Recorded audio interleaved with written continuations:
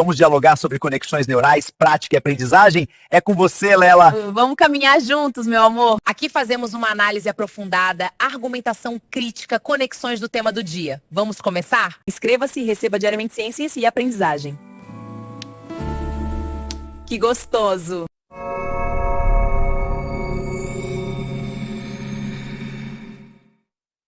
Olá, tudo bem? Então, hoje o nosso papo é sobre um tema que, mais cedo ou mais tarde, bate na porta de todo mundo, né? Finitude. E mais do que isso, o que a gente faz com o tempo que tem? Como se constrói um legado?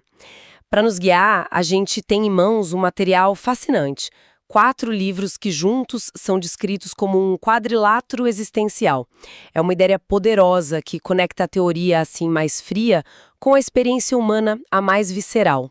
É uma combinação e tanto, né? Do modo você tem a teoria que mapeou o luto, do outro 3 histórias reais de pessoas encarando o fim da vida. É um material que te obriga a parar e pensar. Exatamente. Então, o nosso objetivo aqui é garimpar o que esses livros têm de mais forte, sabe? E entender como a história de um conversa com a do outro para dar uma visão mais completa sobre como viver melhor, mesmo sabendo que tudo acaba.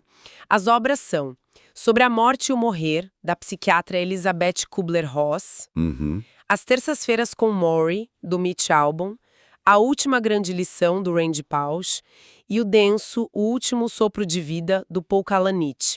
E a proposta das nossas fontes é usar a obra da Kubler-Ross como uma espécie de mapa para a gente navegar pelas outras 3. E esse mapa é fundamental, porque a Kubler-Ross, ela nos dá a estrutura, a linguagem, sabe? E os outros 3, eles dão a carne, o osso, a emoção. O Maury é a sabedoria que nasce das relações. O Pausch é o legado construído na ação, é quase um manifesto. E o Kalanick? Bom, o Kalanick é o conflito interno, a luta entre quem a gente acha que é e o que a finitude faz com essa identidade. No fundo, não é uma conversa sobre morrer, mas sobre o que a consciência da morte pode, paradoxalmente, nos ensinar sobre a vida. Ok, vamos começar por essa base, então, pelo mapa. Eu confesso que, por muito tempo, eu só conheci o trabalho da Elizabeth Kubler-Ross pelos famosos 5 estágios do luto. Virou quase um checklist pop, né? Negação, raiva, barganha. Mas a obra dela sobre a morte e o morrer é muito, muito mais profunda. O que fez esse livro ser tão revolucionário na época? Foi, assim, um terremoto. Pensa que, sei lá, até os anos 60, a morte era um tabu absoluto. Total, especialmente no ambiente hospitalar. Era algo a ser escondido, não discutido. O paciente terminal era isolado, a família não sabia como agir. E a Kubler-Ross quebrou esse silêncio. Ela fez o impensável. Ela sentou e ouviu centenas de pacientes terminais. Nossa. Ela deu voz a quem estava sendo silenciado e mostrou que eles tinham muito a ensinar. Ela humanizou o processo da morte. E foi dessas conversas que nascerão os 5 estágios: negação, raiva, barganha, depressão e aceitação. Mas o que eu acho mais interessante na análise das fontes é a crítica que se faz hoje a como a gente entendeu isso. Totalmente. Esse é o ponto fascinante e, ao mesmo tempo, problemático. A teoria foi simplificada ao extremo, virou uma receita de bolo em manuais, em treinamentos. Criou-se a ideia de que o luto é um processo linear, com começo, meio e fim, e que todo mundo passa por essas fases na mesma ordem. E isso é perigoso, porque pode invalidar o sentimento de quem não se encaixa no modelo. A própria Kubler-Ross, no fim da vida, lamentava essa rigidificação. Então não é uma escadinha que se sobe, mas talvez um conjunto de sentimentos que podem aparecer, sumir, voltar em outra ordem. Exatamente. Pense neles como metáforas clínicas ou, sei lá, um vocabulário do sofrimento. São ferramentas para a gente entender e nomear o que está acontecendo, não um protocolo a ser seguido. Ninguém vive o luto do jeito certo. O verdadeiro legado acadêmico da obra não é o checklist, é ter fundamentado a psicologia do luto moderno e, principalmente, ter sido o pilar para os cuidados paliativos. Ah, claro. E para o movimento de humanização hospitalar. A lição prática disso é gigantesca. É aprender a ficar do lado de alguém que sofre sem a ânsia de consertar a dor da pessoa. É entender que a presença silenciosa, muitas vezes, é o maior apoio que se pode dar. Isso de apenas estar presente é tão difícil na prática, né? A gente tem o impulso de querer dar uma solução, de dizer vai ficar tudo bem. E é curioso pensar nisso enquanto a gente entra na história do Maury, porque o autor, o Mitch Albom, no começo tinha exatamente essa dificuldade. Perfeito. As terças-feiras com Maury é a personificação dessa transição. O Mitch é um jornalista esportivo bem-sucedido, vivendo no piloto automático, e ele reencontra o antigo professor de sociologia dele, o Maury Schwartz, que está morrendo de ELA, uma doença degenerativa terrível. E o Maury, ao contrário dele, está totalmente presente. E eles retomam o contato e criam esse ritual, né? Toda terça-feira, o Mitch visita o Maury para uma aula sobre a vida. E são aulas sobre tudo, né? Amor, trabalho, perdão, dinheiro. E tem a frase do Maury que amarra tudo. Quando você aprende a morrer, aprende a viver. É de uma simplicidade que desarma. E essa simplicidade é engamosa, porque o que o Maury diz de forma tão afetuosa ecoa conceitos filosóficos, psicológicos muito densos. Ele está na prática aplicando a logoterapia do Viktor Frankl, a busca por sentido. Ele está criticando a cultura do desempenho, que nos adoece ao nos fazer correr atrás de coisas que no fim não importam. Pois é. A mensagem central dele é um resgate. O que nos ancora de verdade, o que dá sentido, são os vínculos, o amor, a comunidade. É uma sabedoria que as fontes chamam de encarnada não abstrata. Ele não está teorizando, ele está vivendo aquilo. Um ponto na análise sobre esse livro que fala de uma antítese. A linguagem é muito simples, quase didática, mas a força emocional é imensa. Isso não é uma fraqueza, então? De jeito nenhum. A força está justamente aí. O Maury consegue traduzir verdades complexas em conversas de cozinha. Ele nos ensina, por exemplo, a técnica do desapego das emoções. Sentir a tristeza, o medo, a dor, mergulhar neles, mas não deixar que eles te definam. A aplicação disso no dia a dia é direta. É um convite a auditar a nossa própria vida. Onde estamos investindo nossa energia? Em status ou em vínculos? Em parecer ou em ser? A praticar a escutativa, sem pressa, algo que virou artigo de luxo. Então, o Maury nos deixa com essa ideia de que a sabedoria está nas relações, em desacelerar. Mas e se a pessoa tem uma personalidade completamente diferente? Se a resposta dela para a finitude não for introspecção, mas ação? Isso nos leva direto para a história de Randy Pausch, que é quase o oposto disso. É uma virada de 180 graus. Se o Maury sussurra, o Pausch sobe num palco com microfone. A energia é outra. Totalmente. O contexto de A Última Grande Lição é impressionante. O Randy Pausch era um professor de ciência da computação, um cara brilhante, cheio de energia, diagnosticado com câncer de pâncreas terminal. E uma universidade tem uma tradição chamada A Última Palestra, onde convidam professores a dar uma aula hipotética como se fosse a última de suas vidas. No caso dele, era literal. E todo mundo esperava uma palestra sobre morrer, mas... Mas não foi o que ele entregou. Nem um pouco. Ele sobe no palco e diz: essa palestra não é sobre a minha morte, é sobre como viver. Mais especificamente sobre como realizar seus sonhos de infância. É de uma ousadia. O foco dele é 100% no legado. Ele queria deixar um manual de vida para os filhos pequenos que não teriam a chance de conhecê-lo. Seus ensinamentos são muito pragmáticos. Ele fala que os obstáculos, os muros de tijolos, existem para nos fazer provar o quanto queremos algo.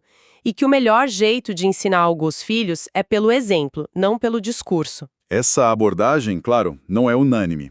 Uma das análises que a gente leu aponta que alguns leitores acham o tom do livro excessivamente otimista, quase beirando a negação da dor. É uma crítica que faz sentido à primeira vista, não acha? Sim, eu entendo perfeitamente essa reação. Pode parecer que ele está colocando uma camada de positividade em cima de uma tragédia imensa, quase uma performance. Exato. E essa é uma reação cultural muito comum diante da morte.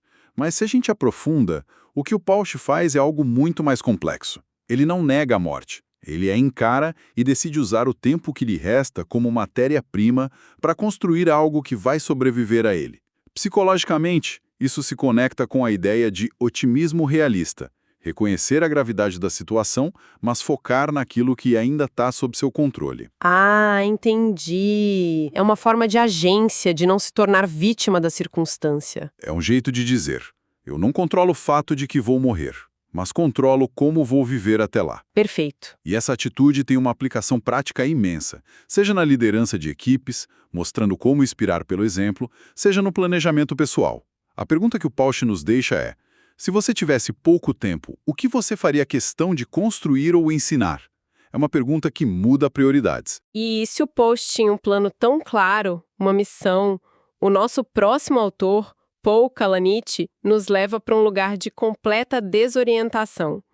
Se a energia do Pausch é solar, a do Kalanick é lunar, introspectiva, cheia de sombras. É uma jornada interna muito mais conflituosa. E por isso mesmo de uma profundidade abissal. A história dele é de uma ironia trágica. É brutal. O Kalanick é um neurocirurgião brilhante, no último ano da residência, prestes a colher os frutos de mais de uma década de esforço sobre-humano, e de repente, dores nas costas, perda de peso e o diagnóstico: câncer de pulmão em estágio avançado. De uma hora para outra, o médico que lia tomografias para dar prognósticos a pacientes passa a ser o paciente olhando a própria tomografia. Essa transição é o coração do livro. E o que desmorona junto com a saúde dele é a identidade. Ele se pergunta: quem sou eu agora? Ele passou a vida inteira se preparando para um futuro que não existe mais. Sua identidade estava totalmente atrelada à profissão, à capacidade de operar, de curar. Sem isso, o que sobra? O livro é essa busca desesperada e poeticamente articulada por uma resposta. A fonte descreve a morte aqui de um jeito muito forte. Ela não é didática, como em Morri, nem inspiracional, como em Pausch. Ela é existencialmente brutal. Exatamente. E a outra antítese que a análise aponta é que, ao contrário dos outros livros, o Kalanick oferece pouquíssimas respostas prontas. É um livro de perguntas.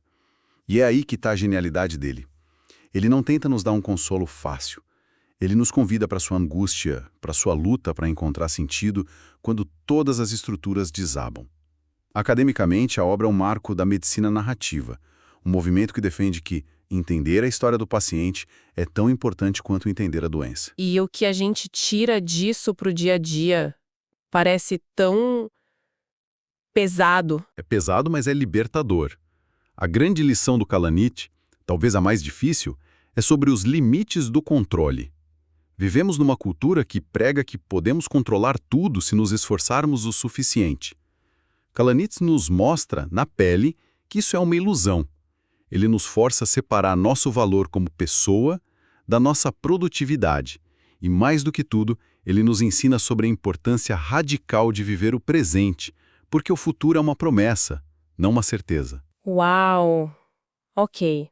Passamos pela teoria, pela sabedoria das relações, pelo legado da ação e pelo conflito da identidade.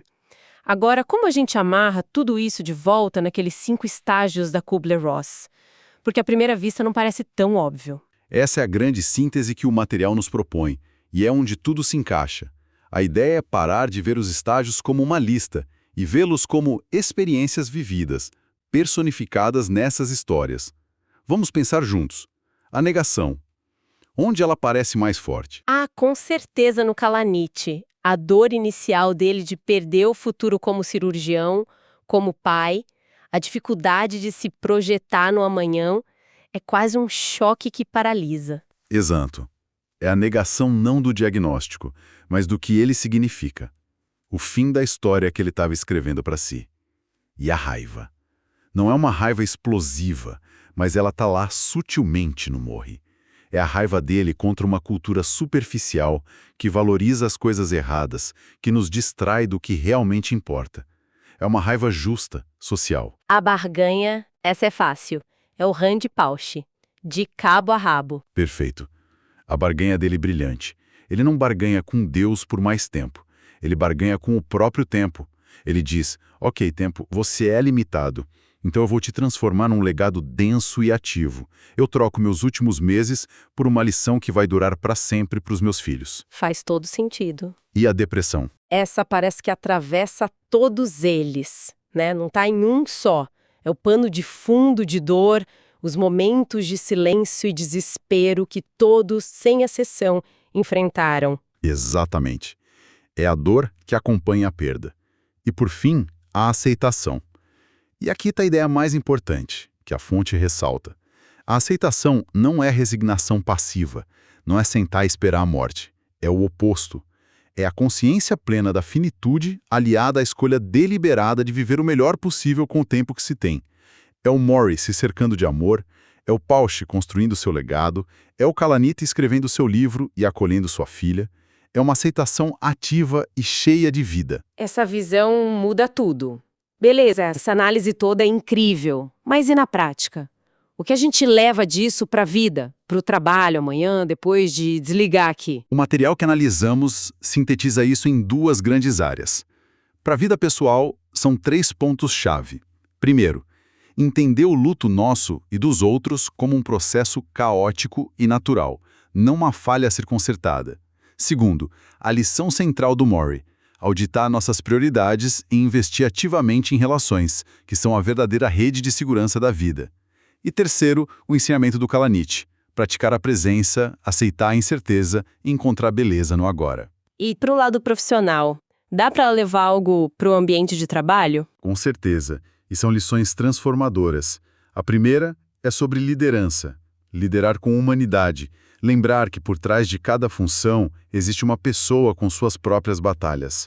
A segunda, inspirada em Kalanithi, é reconhecer os limites do nosso controle, da ciência, da nossa capacidade.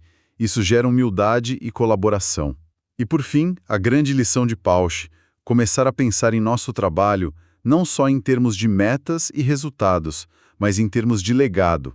Qual é o impacto positivo que eu deixo nas pessoas com quem trabalho? Essa talvez seja a métrica de sucesso mais duradoura. Impressionante como tudo se conecta. Passamos pela teoria da Kubler-Ross, pela sabedoria do Maury, pelo ativismo do Pausch, pela angústia do Kalanithi, e no final emerge uma mensagem única e muito poderosa. Sim. E é uma mensagem que é, ao mesmo tempo, profundamente desconfortável e incrivelmente libertadora. Esses livros nos forçam a olhar para o único fato que passamos a vida inteira tentando ignorar. Mas ao fazer isso, eles nos entregam as ferramentas para construir uma vida com mais propósito, mais conexão e mais significado. A grande lição que fica, a ideia para se refletir depois da nossa conversa, talvez seja esta: não é a morte que nos ensina a viver, é a consciência dela.